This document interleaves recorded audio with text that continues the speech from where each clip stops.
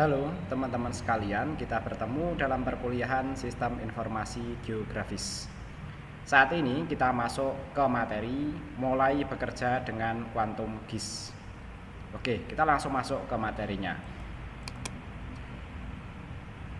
Hal pertama yang akan kita pelajari adalah membuka proyek pada kuantum GIS ya, karena kita akan mengenali bagaimana lembar kerja atau bekerja dengan kuantum GIS. Untuk belajar memahami lembar kerja dari kuantum GIS, kita menggunakan contoh file proyek dengan ekstensi SHP. Teman-teman nanti silahkan download melalui link yang dibagikan, kemudian silahkan ekstrak ke folder yang diinginkan. Nanti teman-teman bisa download melalui link ini ya. Sebenarnya teman-teman juga bisa download file SHP ini sendiri. Banyak tersedia di internet ya. Kalau mau cari-cari sendiri silahkan. Tapi kalau menggunakan bahan yang saya bagikan di sini juga dipersilahkan.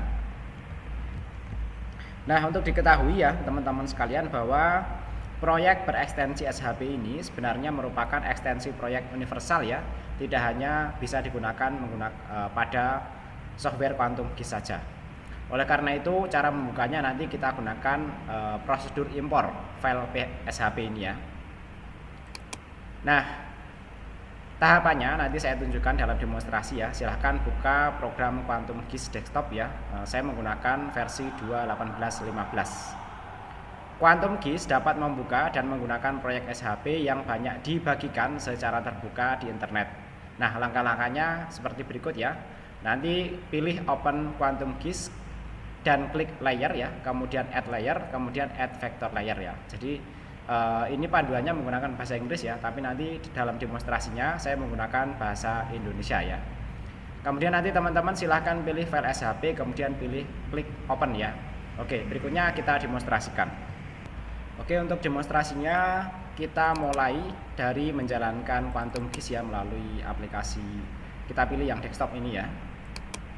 Oke, saat loading nanti kurang lebih tampilannya seperti ini.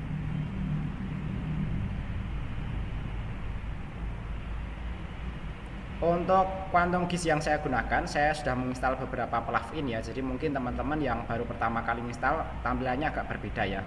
Seperti SCP ini mungkin di awal instalasi belum ada. Ini saya tutup dulu saja ya. Kemudian ya, untuk membuat proyek baru kita cukup klik seperti itu ya. Tapi secara otomatis ketika kita buka pertama kali kita sudah masuk ke proyek baru. Selanjutnya kita pilih layer ya. Tadi pilihannya layer, kemudian tambahkan lapisan. Jadi lapisan itu terjemahan bahasa Inggrisnya layer ya. Kemudian di sini kita pilih tambahkan layer vektor ya. Teman-teman sebelumnya dipastikan sudah download ya file-filenya ya. Jadi file-filenya nanti kurang lebih setelah diekstrak itu nanti kita akan mendapatkan file seperti ini. Yang pertama batas desa Desember 2019 Dukcapil Jawa Barat ya. Kemudian yang kedua Jawa Tengah ya, dan yang ketiga nanti yang Kabupaten Semarang ya. Oke, kita buka dulu yang pertama yang Jawa Tengah ya. Setelah kita masuk folder Jawa Tengah, kita pilih file yang berekstensi SHP ini ya. Kemudian kita pilih open ya. Kemudian kita pilih open lagi ya. Sehingga nanti akan tampil tampilan seperti ini ya. Kurang lebih nanti tampilannya seperti ini berupa peta vektor ya, karena ini per desa banyak sekali ya. Oke, nanti akan kita eksplorasi ya, dan akan kelihatan ya nanti ada beberapa data yang sebenarnya itu kurang sesuai. Kalau data desa bisa kita validasi nanti ya. Oke, kita masuk ke sini dulu ya. Nah, tadi tampilannya kurang lebih seperti ini ya, sudah saya tunjukkan ya. Kemudian tadi sudah memilih ya. Nah, terakhir tadi pilih klik open ya. Jika berhasil tadi tampil seperti itu ya. Kemudian silahkan impor file SHP lainnya untuk mendapatkan tampilan proyek vektor yang berbeda. Misalnya file peta Provinsi Jawa Barat yang telah disediakan dalam paket file untuk belajar ya. Jadi ketika teman-teman download tadi ya, selain mendapatkan peta SHP Jawa Tengah ya, teman-teman juga akan mendapatkan peta SHP yang lainnya. Dan ini bisa kita langsung open langsung di sini ya, seperti tahap sebelumnya ya. Kemudian tambahkan layer ya, tapi nanti kita arahkan yang berbeda ya. Oke, tadi Jawa Tengah ya, kemudian kita pilih yang Jawa Barat sama file SHP juga. Nah, proyek SHP nanti tidak tumpang tindih ya, nanti akan tampil di sisi sininya ya. Kecuali petanya nanti yang tumpang tindih ya. Jadi nanti kalau teman-teman lihat ya, di sini yang Jawa Tengah dan di sini ada batas-batasnya. Ini merupakan peta desa, jadi kecil-kecil sekali ya. Oke. Kita lanjut ke sini ya, agar terstruktur belajar kita ya. Nah, tampilannya nanti kurang lebih seperti ini ya. Untuk bagian-bagian lembar kerjanya ya, yang bagian ini adalah menu ya. Tadi yang saya tampilkan di sini menu ya. Kemudian berikutnya yang di sini nanti kita sebut sebagai toolbars ya. Jadi toolbarsnya nanti juga akan berbeda ya, karena saya juga sudah menginstal SCP ini, sehingga nanti tampilannya agak berbeda dibandingkan yang ada di tempat teman-teman sekalian. Kemudian di sini ada TOC dan di sini ada Map Manager ya. Nah, ini yang kita sebut sebagai TOC atau Table of Content ya. Dan di sini ada Map Manager ya.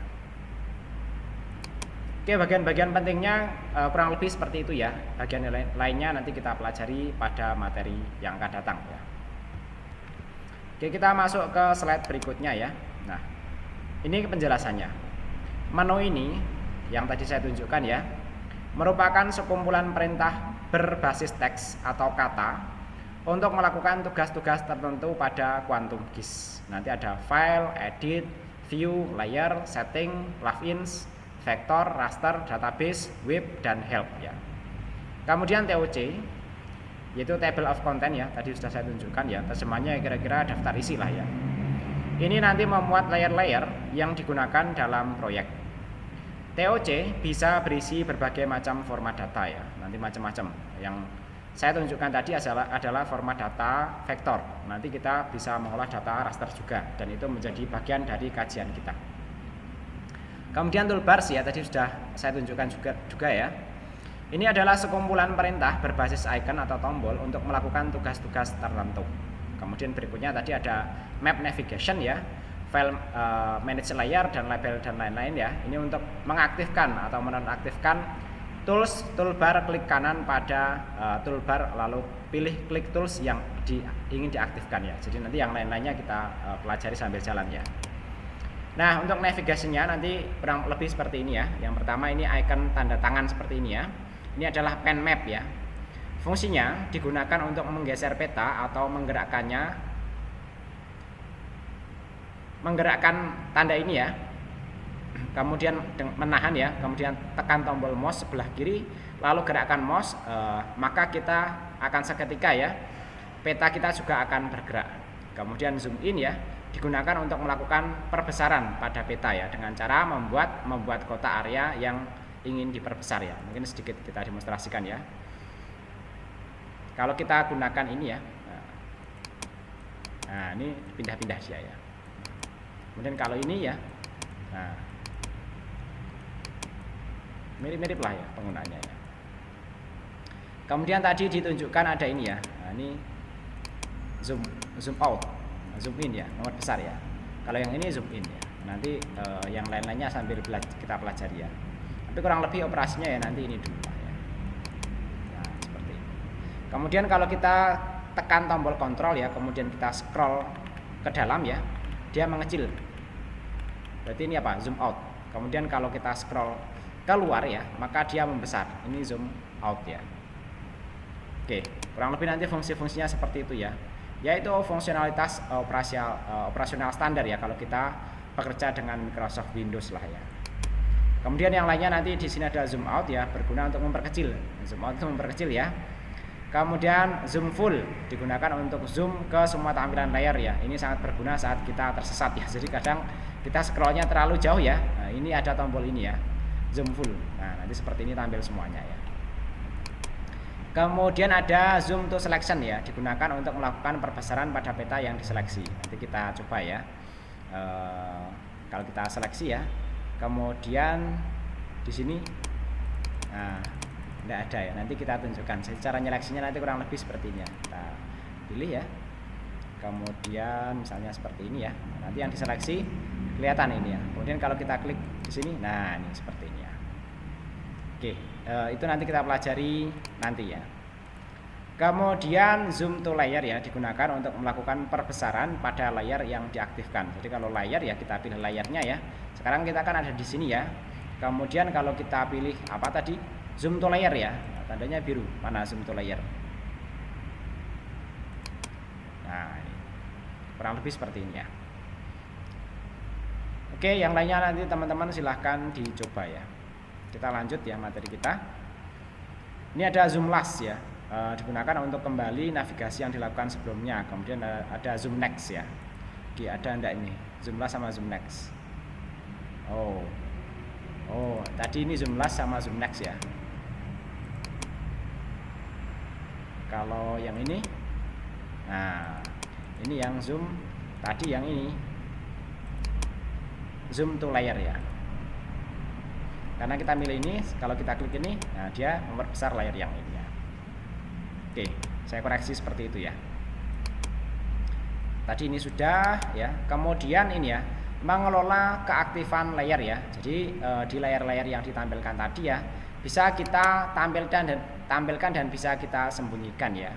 Nah, oke, sekarang tampil semuanya ya. Kalau kita klik seperti ini, bagian Jawa Baratnya hilang. Kemudian kalau kita klik seperti ini, Jawa Tengahnya yang hilang. Kurang lebih nanti seperti itu. Nah, nanti akan lebih menarik lagi kalau kita sudah menggunakan peta yang overlay, yang numpuk begitu ya. Oke, kita mengikuti alur ini ya, presentasi ini. Berikutnya, untuk mengetahui cara kerja overlay, silahkan import file SHP jaringan jalan Kabupaten Semarang, Jawa Tengah ya. Oke ya, kita tambahkan lagi layar ya. Mungkin di kabupaten teman-teman belum tahu ya, bahwa di Semarang itu nanti ada pemerintahan administratif kabupaten dan kota. Kali ini kita akan menggunakan peta yang kabupaten ya. Oke, kita tambahkan dulu ya, agak sedikit berbeda dengan alur ini ya. Yang pertama kita tambahkan dulu layer ya, yang administratif dari Kabupaten Semarang ya. Oke, kita tambahkan ya. Kemudian kita masuk ke Kap Semarang ini ya, yang bertanda AR ya. Nah, ini AR ya. Kemudian yang berekstensi SHP. Kita klik open ya, kemudian open. Nah, di sini kalau kita perhatikan ya, dia ada di sisi atas ya, dia numpuk ya. Kalau kita perhatikan ya, kalau kita hapuskan nanti ke sini ya. Oh, ini yang kebun, sorry ya. Ini peta kebun. Mungkin saya koreksi dulu, ini saya buang dulu ya, biar tidak bingung ya. Kemudian saya pilih layar ya, kemudian tambahkan vektor ya. Kemudian administrasi desa ya. Nah, kita coba pilih yang ini ya. Nah, ini dia ya. Ini administrasi Kabupaten Semarang. Oke, mungkin Jawa Baratnya kita hilangkan dulu. Sekarang kita bekerja di Jawa Tengah, tepatnya di Kabupaten Semarang ya. Oke, jadi nanti numpuk seperti ini ya. Nah, ini nanti kalau kita hilangi, yang belakangnya masih ada ya, dan yang di atas juga bisa kita hilangi seperti ini ya. Nah, nanti ada hal lain lagi yang perlu kita pelajari. Kemudian setelah ini ya, kita tambahkan peta jalan. Peta jalan nanti kita taruh di atasnya lagi ya. Oke ya. Peta jalan dari Kabupaten Semarang ya. Oke. Jalan ya. Nah, jalan kita pilih yang file SHP ya. Oke, open ya. Nah, di sini ada jaringan jalan ya. Yang Kabupaten Semarang misalnya kita sembunyikan dulu ya. Di sini ada administratif ya, dan di atasnya ada jaringan jalan dari Kabupaten Semarang ya. Oke, nanti kurang lebih tampilannya seperti ini ya. Kemudian ya, dapat dipadukan dengan cara ya. Ini dapat dilakukan ya dengan cara pilih layar, kemudian klik kanan. Sorry, ini mengelola properti layar ya. Oke, sebelum properti layar ya, ini saya tunjukkan dulu ya, bahwa urutan ini ya, kalau kita geser seperti ini ya, jalannya ada di bawah dari administrasi, maka jalannya tidak kelihatan. Kemudian kalau ini kita pindah ke sini lagi, jalannya kelihatan. Ini yang dimaksud dengan overlay atau saling menutup ya. Karena apa? Kalau peta administrasi itu tengah-tengahnya ada warnanya atau kontennya ada warnanya, sehingga nanti kalau dia nutup bagian yang lainnya, yang lainnya tidak akan kelihatan. Tapi kalau peta jalan itu kan cuma garis, sehingga nanti yang tidak ada garisnya dia tetap akan kelihatan seperti ini. Jadi perhatikan soal urutan layer ini ya. Kemudian berikutnya ya. Nah, ini mengelola properti layar ya. Jadi untuk mengelola properti layar ya, bisa dengan cara pilih layar, kemudian klik kanan, kemudian pilih properties, atau double klik layarnya ya. Jadi untuk mengelola layar ya, nah ini bisa langsung double klik seperti ini ya. Nah, seperti ini. Kemudian bagian ini kita bisa merubah nama layarnya, misalnya jalan lingkaran, misalnya kita kasih nama Kap Semarang ya. misalnya seperti itu ya, kita pilih apply ya, maka dia akan berubah namanya ya. Kemudian yang lainnya mungkin yang bisa kita demonstrasikan, misalnya warna jalannya ya, kita rubah menjadi merah biar kelihatan lebih jelas lah. Nah, nanti jadinya akan seperti ini. Untuk properti lainnya akan kita pelajari nanti lebih lanjut ya, teman-teman. Sebelumnya boleh eksplorasi dulu ya. Ini bisa dengan cara double klik atau bisa dengan cara klik kanan kemudian properties ya. Oke. Kemudian berikutnya yang akan kita pelajari,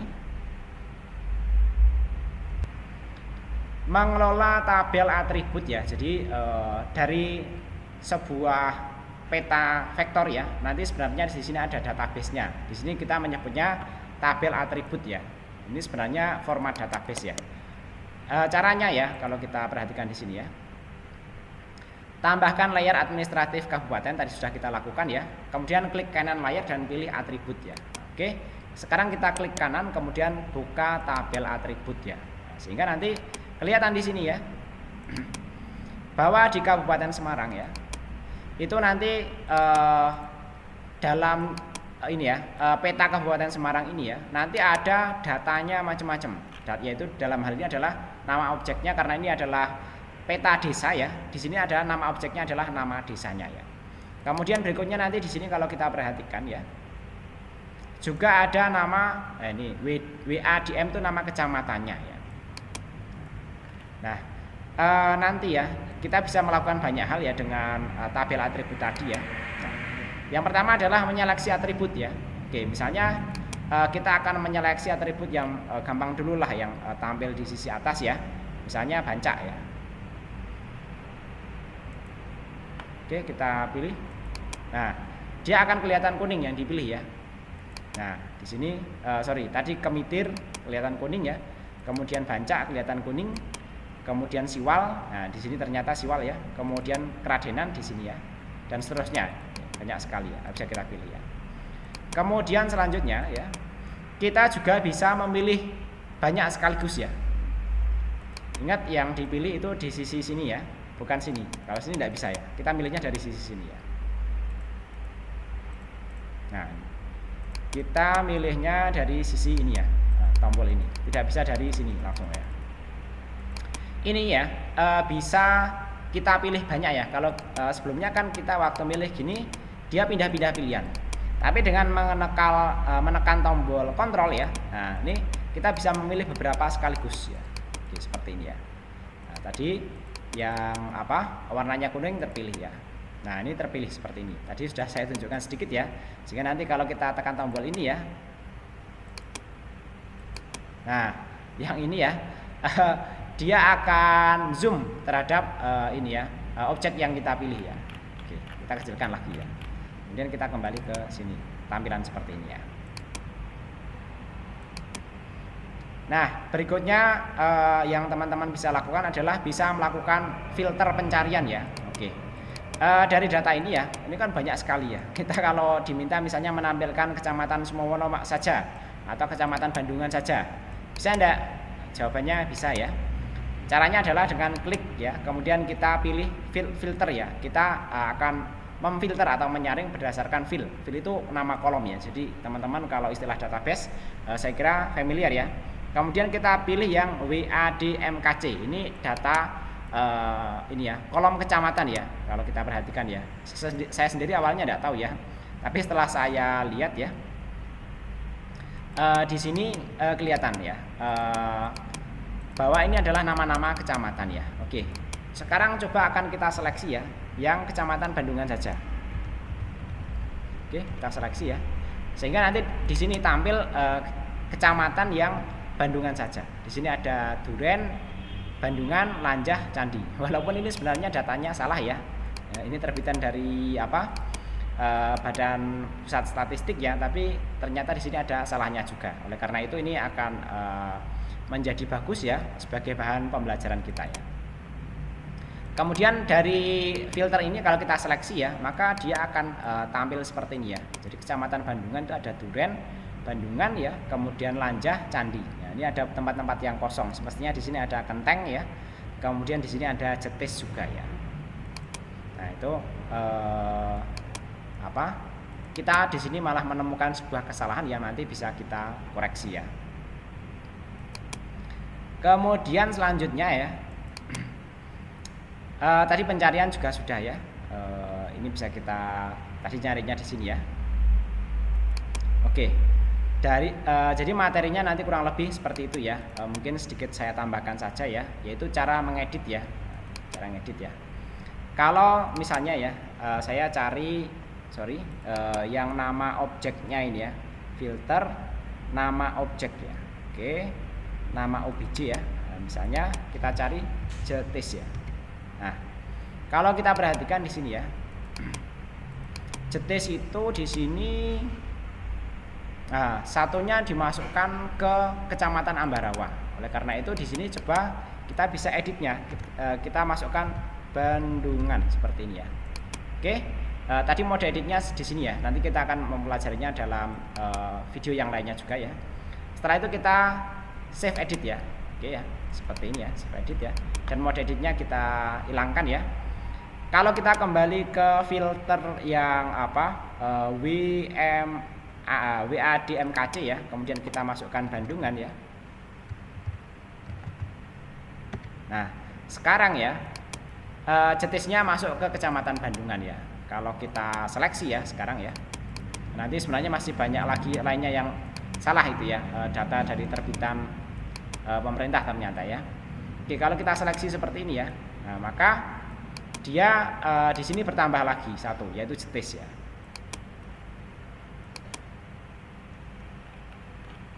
Nah, di sini tambah. Sebenarnya masih ada lagi berarti ini. Banyak lagi, yaitu Genteng ya, kemudian Jimbaran ya, atau Sidomukti ya. Nah, Sidomukti belum masuk ke sini nih. Nah, teman-teman nanti coba ya, seleksi daerah masing-masing ya, kemudian temukan kesalahan-kesalahan yang ada di sini ya, kemudian nanti betulkan ya, sehingga nanti bisa menemukan atau bisa membuat peta yang valid ya dari data yang beredar di internet ya.